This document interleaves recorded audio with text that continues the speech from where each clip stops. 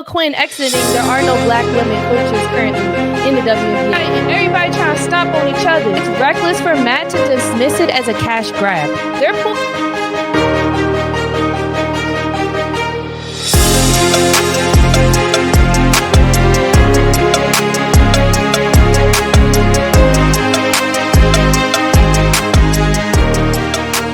The 2025 WNBA Finals Game 1 is set to kick off tomorrow, 8 p.m. Eastern Time on ESPN, and it will be the Las Vegas Aces hosting the Phoenix Mercury. I call it the Battle of the Desert. See what I did there? Because Arizona, Nevada. Anyway, it's the Battle of the Desert, and not only is this the Battle of the Desert, this is like a heavyweight championship. Both of these teams play big. One of the teams play really fast. And actually, before I get too ahead of myself, that's what we're going to kick off into. But this is history that we're witnessing tomorrow. History in a sense that this is the first time ever the WNBA is having a 7-game finals. They are going to 7 games, just like the NBA. So it's really exciting. It's the first ever best of 7 series. Come on now. Wait, hold on. I got some claps. I got some claps in this thing here. Hold on. Yeah, that's really cool. So I'm excited. Again, tomorrow game 1 kicks off at 8 p.m. Eastern Time. Now let's talk about these two teams, Phoenix Mercury and the Las Vegas Aces. Shout out to Alyssa Thomas, who was my MVP. To see her make it to the finals, I hope she pulls this out all the way. Not gonna lie to y'all, I am leaning towards the Mercury to win this series. But honestly, these two teams are so good in their own way in what they do and bring to the game that it's gonna be, since basketball is a game of runs, it's gonna be interesting to see. Are we gonna see this slow tempo Aces team, or are we gonna see this high tempo Phoenix team? Who's gonna it's gonna be the battle of the tempo. Who's gonna keep control of the game tempo wise? I'm very curious to see. We all know most of the points are going to live in the paint, but that does not take away from neither one of these teams' ability to shoot from the three-point land. People like from the Aces side, Jackie Young will shoot that 3. Kirsten Bell is known to let that thing go. If you sleep on her, don't sleep on her. Asia Wilson's going to come down and shoot 1 or 2 threes in a game. Then you got what we might see. We don't know what's going to happen with Chelsea Gray. Some games she focuses heavily on playmaking. You won't even see her take a 3. And in some games you see all she does is just shoot the ball. So we don't know which Chelsea Gray we're going to see, but she's not going to be quiet. And then Jewel Lloyd off the bench obviously is going to knock down some threes in the corner. So I'm excited. That team is a threat on the outside, so we can't sleep on them. On the Phoenix Mercury side, we've seen Satu Sabali heat up and go crazy from the three-point land. I mean, she made history on her own franchise with the amount of threes made in one game. I think it was It was like 8 or 11. I don't know. But last time she heated up, she hit 5 threes for the Phoenix Mercury that ended up helping them win that game over the Minnesota Lynx in just recently in the semifinals. So she's a 3-point threat. And then obviously Sammy Whitcomb. Sammy Whitcomb's going to come off the bench. Sammy's going to come off the bench. And she's going to hit some threes.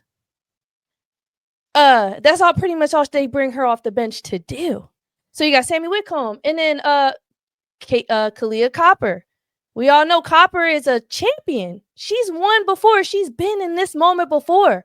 Now, I've heard some people say they don't know if they can trust Copper to hit the 3 from beyond the arc or to even show up. Not just hit the 3, but to show up. I'm leaning more towards having faith in Copper because we know she's not just fighting for her team to win. She's fighting for her legacy too. You see what I'm saying? So to say she got to a championship and won it on a different team, because she was on the Chicago Sky when she won it, to see her come and win a championship on a different team says a lot about Copper. So, and then players like DeWanna Bonner, even players like Natasha Mack. And then we got the freshman, the rookie, Monique Akamakani. I'm sorry, y'all. I'll be butchering those names. Akoa Makani. She's going to have an opportunity to win a championship in her rookie year. So we got 2 teams. I left some great names out, but we'll talk a little bit more. Just want to say what's up to the chat. We got a lot of returners here in the chat. I'm really grateful for y'all. We got shout out to Chicago Cheetah. Shout out to Tulip. We got Bruce from the Format Podcast. Welcome, welcome, welcome. We got WB in the chat. Kelsey Bailout Queens in the chat. I got Torian in the chat. Man, we got some goats in the chat right now. I see people talk about Asia's the goat. Y'all are the goats of my community. So I'm grateful that y'all are here. And this is going to be a really fun episode. Again, if you haven't already, make sure you drop a like, subscribe if you're not already a member. And just remember, if you know bull, you know ball. So again, we're covering the previews of the finals for the WNBA starting tomorrow. The first game 1 of the finals, best of 7 series. The last time these two teams seen each other was in August, and it was like one of those back-to-backs type, not like night after night, but they played each other relatively close. The last time in August, the first time they played each other was August 15th, and the Las Vegas Aces beat the Phoenix Mercury 86-83. And then they played each other, and this was at Phoenix. Then they played each other again August 21st, so just 6 days later, and they were at the Las Vegas Aces, and the Aces won again 83, but this time Phoenix only managed to score 61 points. So obviously they struggled with scoring in that game. These two teams did play each other 3 times this year. The first time 4 times, 4 times this year. They're in like the same division, same conference, so they see each other a lot, more times than other teams. But the other 2 times they played, Las Vegas Aces beat them their second time 84-81. But then the very first time in the series, Phoenix managed to get the win 76-70. So if you look at the regular season history and you're trying to figure out, well, you know, which one of these teams are going to win based on the history of this regular season matchup, the Las Vegas Aces have managed to beat the Phoenix Mercury 3-1. However, neither one of these teams are the same team they were in June. Maybe a little bit more August. We're starting to see the teams be kind of what they are today. But these teams have drastically changed from the regular season to the playoffs and now heading into the finals. They are not the same team that they were. All right. And so, again, this is a heavyweight matchup. These teams are big. A lot of points are going to be scored in the paint. And I call it the battle of the desert. So I'm excited. As far as projected lineups go, they obviously don't have that listed, but I kind of want to do my projected predictions out of these two teams. I don't really see too much shifting from either team regarding the starting lineup and even who they bring off the bench first. Neither team suffered drastic injuries. Unfortunately, the teams that they played against suffered drastic season-ending injuries. But both of these teams managed to come out pretty much unscathed. So I'm going to check the injury report on ESPN real quick before, I completely shoot myself in the foot. So while I do that, I'm going to check the chat just to see what y'all saying as well. We got the 8580 podcast in the chat. Say, hey, chat. We got some comments here. Which is Kalia Copper. Kalia Copper's been streaky lately, but she's a killer too. She's the X factor to keep the Aces defense honest. I love that take. 100%. I agree with you. She is the X factor for their team because Alyssa Thomas is going to be that consistency showing up. And I'm curious to see how Becky Hammond is going to navigate Alyssa Thomas and her ability to push the tempo. How are they going to slow her down? I'm very curious to see. They have big guards to match up against her, and I'm wondering who they're going to bring out there to do that. But let me just real quick check the injury. But I'm pretty sure neither one of these teams got anything crazy happening to them. Injuries, real quick. And then just thinking about the projected starters. Yeah. Yep. Both teams are good to go. Nothing to report. So with all that information gathered, I got starting for the Las Vegas Aces. Obviously, we have Jackie Young. Jackie Young. Shout out to Jackie Young. How she is very well an X factor for the Las Vegas Aces because they can rely on her to show up if Asia isn't getting it done. Why? Because she keeps doing it. almost every single series in this playoffs run, Jackie Young has showed up. All right. So we got Jackie Young. Then I do think they're going to go ahead and start Kirsten Bell again. I don't see a harm in doing that. Then you got Chelsea Gray, Nalissa Smith, and Asia Wilson. So those are my starting fives for the Las Vegas Aces. Bringing Joy Lloyd off the bench has done so much good for them. I don't see them switching it up. And again, don't leave Kirsten Bell out there. She does decent defense. She has decent defense. It's doable. But I don't leave her out there, especially at the top of the key, a little bit off to the wing, because she will. And I repeat, she will knock that thing down. So for the Phoenix Mercury, we have starting, obviously, Alyssa Thomas. They'll probably, Monique is going to start. Aka Makani. I'm so sorry, girl. I keep butchering your name. And then probably Satu Sabali, Natasha Mack. And then who they got at the fifth? Who am I missing from Phoenix? Well, Natasha's probably going to play the 5 or 4. Huh. I feel like I'm missing one person, y'all. Hold on. Anyway, let's check chat real quick.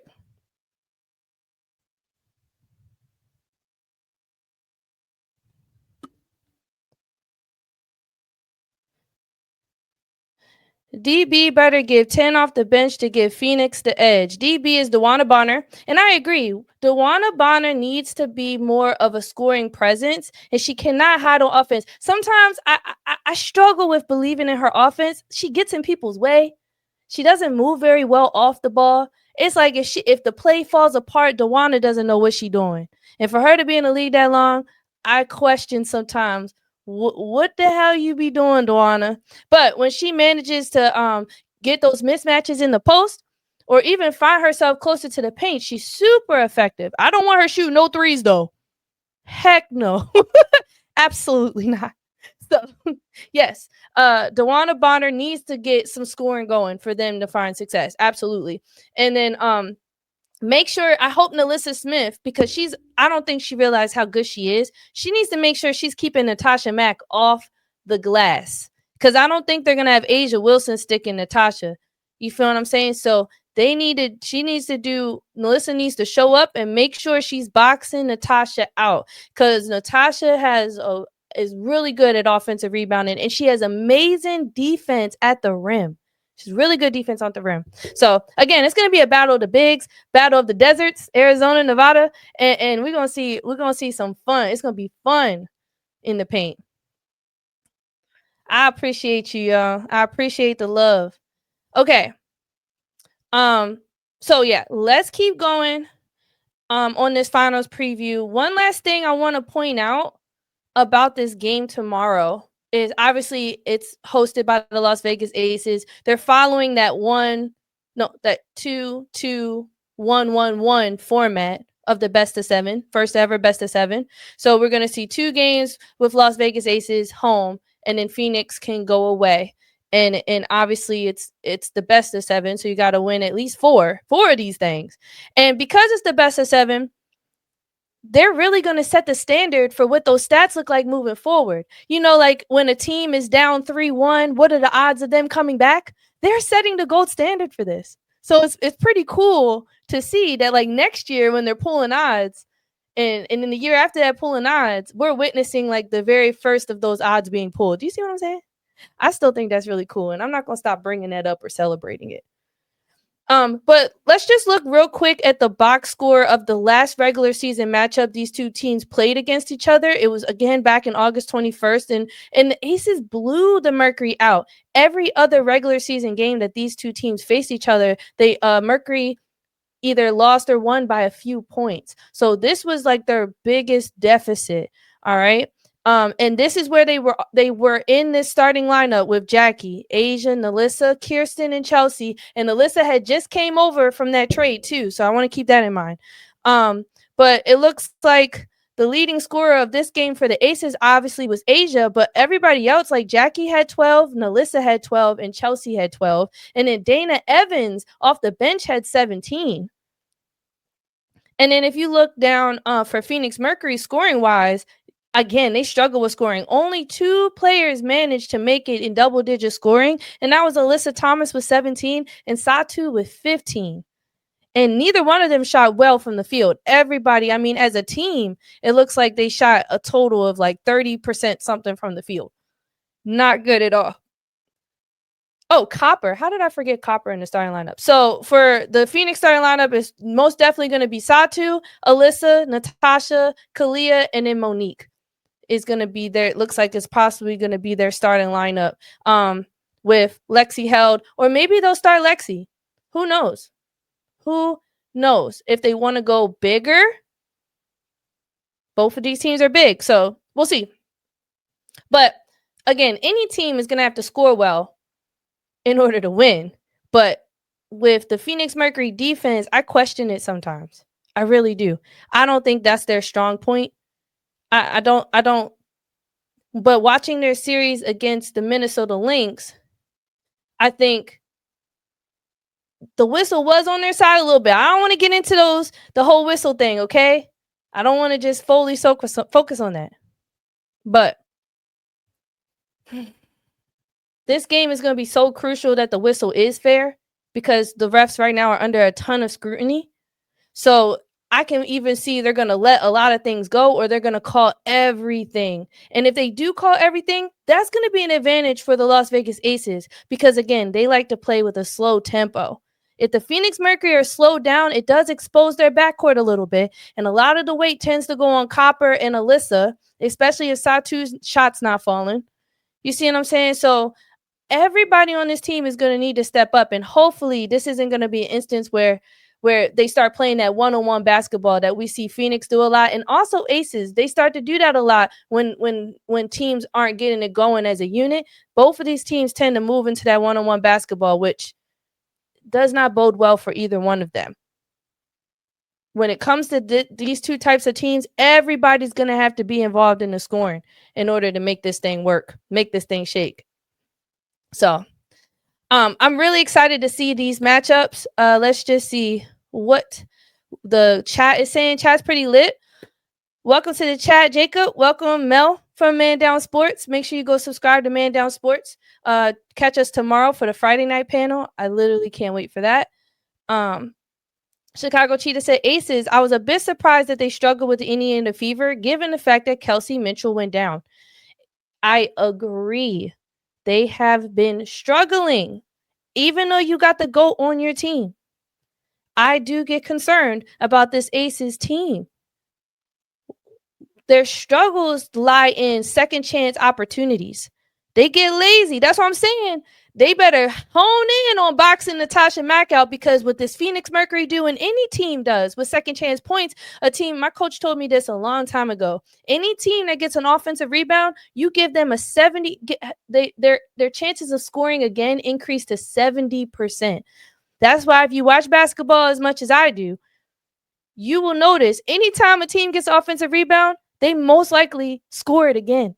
It lit it, or even the chances of them getting a offensive rebound again within the same possession will happen. It's like extremely higher. So that's one thing for the Las Vegas Aces. They're going to have to box out. They're going to have to do the little things. They're going to have to. They can't just rely on their 4-time MVP. They can't just rely on Jackie Young. They can't. So we will see. We will see. We will see. Make sure you drop in the chat. Who do you think is going to win game 1 of the finals tomorrow? Again, at 8 p.m. Eastern time, catching on ESPN. Who do you think is going to win game 1? Go ahead, drop your prediction in the chat. And then not just game 1, I do want to hear, who do you think is going to win it all? Go ahead and drop your prediction. And while you drop your prediction, I'm going to go ahead and move on to the next topic. Again, I appreciate all of your support, you tuning in. If you haven't already, make sure you hit the like button, subscribe. And remember, if you know bull, you know ball.